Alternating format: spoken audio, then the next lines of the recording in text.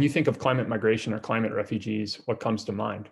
If you're like me, um, I'm assuming like you, if you're like me, you might immediately jump to think about folks from developing regions. In my case, definitely folks from Central America, who have begun to try to escape some of the worst challenges that they face. This year, we all saw and witnessed kind of in slow motion the hurricanes that formed over and over, making this year the one of the most active hurricane seasons on record. If I checked CNN obsessively, and it was kind of blowing up on me. But these are a couple of examples of where that those hurricanes affected in Honduras and Central America, as well as for the first time ever in the Colombian islands off the coast of Nicaragua. But I think if we think about it, consider the fact that climate change also and climate migration is something that we have to deal with and think about in this country. A tweet that our communications, my communications colleagues at UT sent out recently on behalf of Planet Texas, talked about this, the fact that climate data shows that climate damage will wreak havoc on the southern third of the country, the United States, erasing more than 80% of the economic output in this region and likely turning migration northward from a choice to an imperative. However, and we have events like Hurricane Harvey, which happened about a year after I moved here to Austin, and obviously affected folks further south in places like Galveston, Rockport, and Houston. We also see drought. There's the 100th meridian is something that, if at least on our website, on Planet Texas's website, you can see this little slider. So I just took a couple of screenshots from what is predicted to happen. Greater drought. We're experiencing quite a bit of drought right now, or quite a little rainfall right now, and if that continues, there's a very good chance that there will be a drying out. So there's this weird phenomena of great moisture coming in and flash events, things like hurricanes and other concentrated rainfall events, but dried out soils and less useful land due to the heat and drought. And then this kind of growth data, I just took a screenshot from this local paper, the community impact paper, which comes to me free, on occasion, monthly. And the fact that Austin is growing, folks like me who move here, moved from Boston myself, but we see this massive growth. And this is just Austin. It's happening all over Texas. And then you may not even be aware of this, but the fact that there are neglected tropical diseases in what Peter Hotez has called the new Texas. I learned about this from one of the Planet Texas researchers and the work that I'll mention a little bit later, but we see West Nile virus, Chagas disease, dengue, chikungunya, and other diseases that typically were relegated to the tropics are now moving northward as the climate changes. And there are lots of other factors causing greater susceptibility to these diseases in Texas, which is exhibits even greater and greater inequality, places of poverty, places and communities that are less able to deal with it are more affected. And of course, 2020 is just from Rolling Stone, but the fact that this year we saw all kinds of crises converging, knowing that people have been talking about climate change as a threat multiplier for years, but boom, we saw it the fires out west, the other challenges that we are dealing with as a country, COVID-19, racial strife and challenges, et cetera. I wanted to make this a little bit of a sort of reflective reflection for myself and for you about my own path and how a winding path might actually be okay.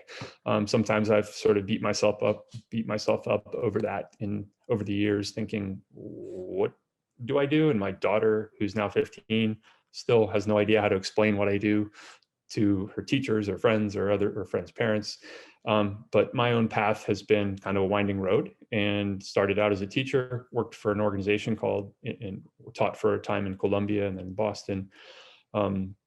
Worked for this organization called Ecologic Development Fund, which focuses mainly on this region, Mesoamerica, Mexico and Central America.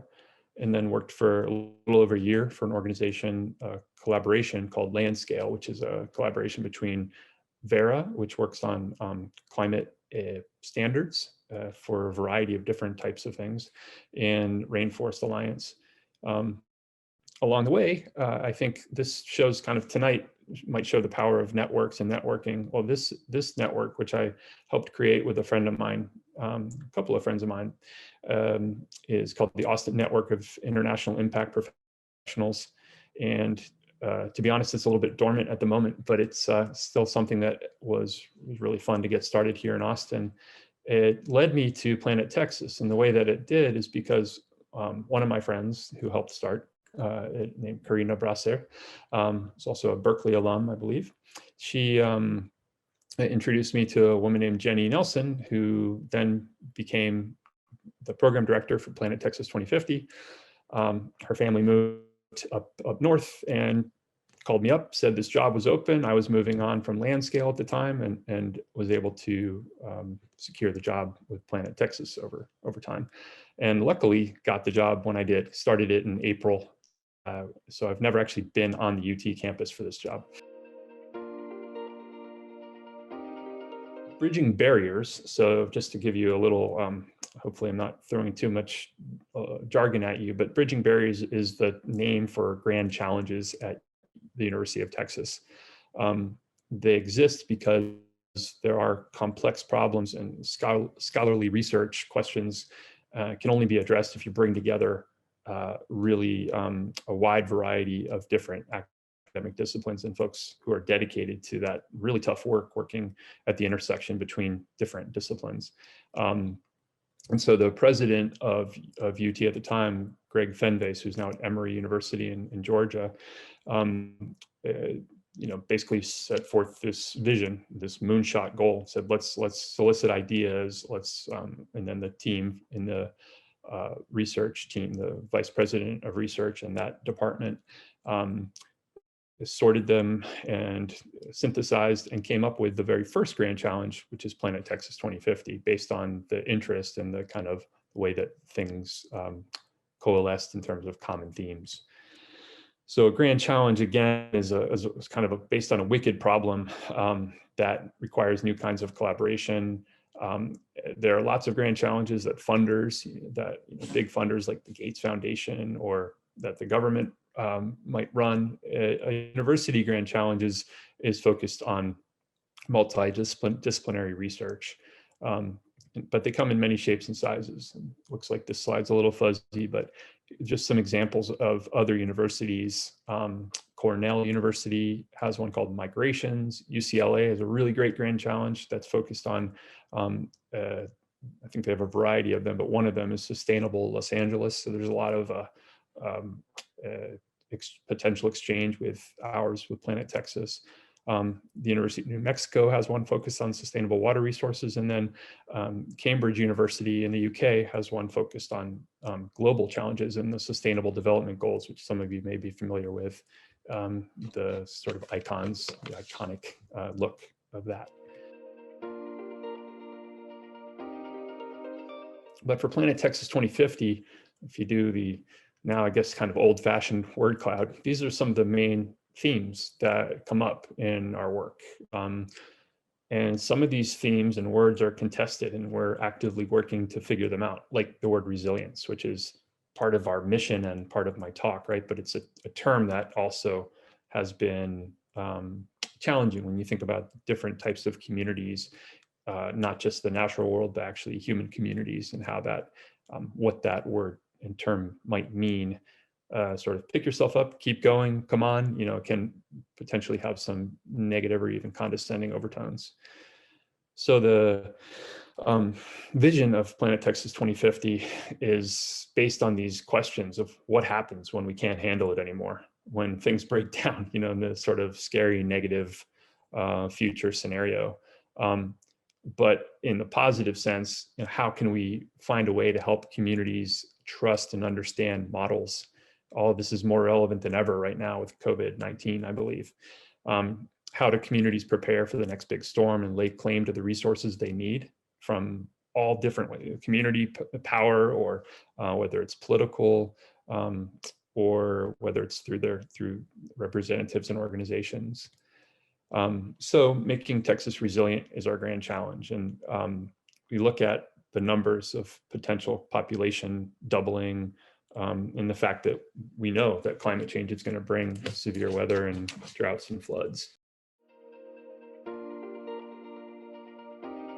Once the grand challenges got launched, then a variety of projects were funded and kind of tested out, and under Jenny Nelson's leadership, really grew with. And then now, as I've taken over, we're pivoting to 6 flagship projects that I'll explain in a bit.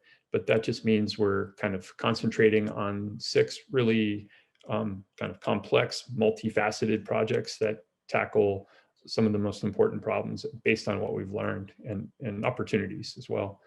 In the first phase, which I would describe as that through September 2019 and through mid 2020, we had some really interesting and transdisciplinary work. One of the neatest features for me of this work is that there's a real commitment to the arts and humanities. It's not just STEM and science and technology disciplines, but there's a real dedication to narrative and story and how that can help us reframe. If any of you have thought about politics, or I'm quite sure most of you have recently, reframing things and using language and telling stories differently is critical. A few examples of the types of work that we've been able to do. I think the example on the bottom right is an escape room. So it's been designed as a experiential way to learn about climate change and the future. Unfortunately, we haven't been able to use an escape room live, but we've been able to use VR technology.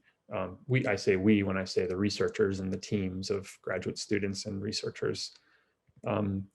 We've also had researchers looking at the history of water in Austin and the history of water on the southern border, and the fact that it's there are political borders and then there are natural borders, and sometimes they're not the same thing.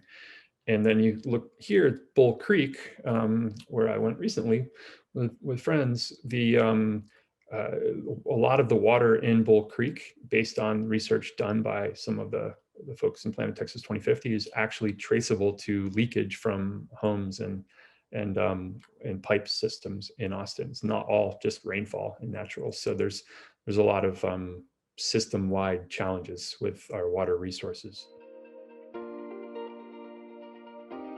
And we have currently 8 faculty leaders, and we call them the theme organizing community. Jay Banner, Dev Nyogi, Tim Kitt, Fernanda Leche, Catherine Lieberneck, Suzanne Pierce, Adam Rabinowitz, and Miriam Solis, all from a variety of schools and disciplines. And then myself, plus a colleague, Jonathan Lowell, who's a geography PhD from UT, and he's our community liaison. Jonathan and I try to keep the train running, and Fernanda right now is our chair. I think that I don't have a PhD. I have, I think, some interesting experience, but I can say it's been, just reflecting on the challenges of working with brilliant people who are really deep in their fields. Sometimes I have to remind myself that I have other talents and abilities to bring to the table, which include things like helping refine the mission and refine the way that we discuss the potential for impact and measurement of it. And I think one of the things I've really been hammering is this: how do we really co-design resilience strategies with stakeholder communities, drawing from my experience with Central American communities and realizing that it's different contexts, but there's some things I can learn and bring to the table. And also how we frame our work at this intersection of scholarly innovation, societal impact, thinking about really pushing on, okay, what is impact? It's not just something we write in a, or you write, you know, in a proposal to the National Science Foundation, but what is it that we are really trying to achieve, and how do we hold ourselves to that? I think there are certain skills that I bring, and other folks who are not in academia or have not been in academia for their entire careers can bring to the table that help researchers and teams work better together. Quickly, our 6 flagship projects, which you can read about if you look on our website and look on the blog, the Medium blog, are these. I'll quickly run through them just because I think they show a nice breadth and depth of work. The Sustainable Texas Communities project, which is working with a local and statewide nonprofit, looking at how to help folks find green career pathways out of poverty in communities, and kind of empower students to take that on. Biodiversity and Changing Landscapes project, which is focused on across Texas, looking at how to monitor different types of things like wildlife, weather, and soil, and pathogens, as well as how to monitor that using bioacoustic monitoring, and learning how to do remote sensing in new ways. And then the 2 here, the Resilient Cities in a Post-Carbon Future and Networks for Hazard Preparedness and Response, are really looking at different ways of helping ensure sustainability of urban regions and areas. And Texas is urbanizing rapidly. I believe, if I'm not mistaken, around 90% of Texas's population is now urban, but there's a lot of clearly still a lot of heritage in the entire rural area and peri-urban areas. And then we have 2 others. The Integrated Models for Complex Decision-Making takes advantage of, which many of you may know, the fact that UT has one of the fastest supercomputers in the world. And there's a group called the Texas Advanced Computing Center. And they collaborate with us to help us bring together all kinds of different data. And then last, the Stories of Ancient Resilience is a project focused on the past, but learning about how to re-examine the past and think beyond just the typical narratives of collapse and apocalyptic endings, and think more about what did societies in the past perhaps do right or learn, and using some pretty cool methods that actually the Texas Advanced Computing Center is helping them with. And when we think about flagships, we're proud that the fact that we've been able to build partnerships with policymakers and community groups. And as I mentioned already, we're launching multi-year flagship projects, but hoping to help and collaborate with organizations like these: GABA, Go Austin, Vamos Austin, which works mainly in, I believe, the Dove Springs part of Austin, EcoRise, and the Community Powered Workshop.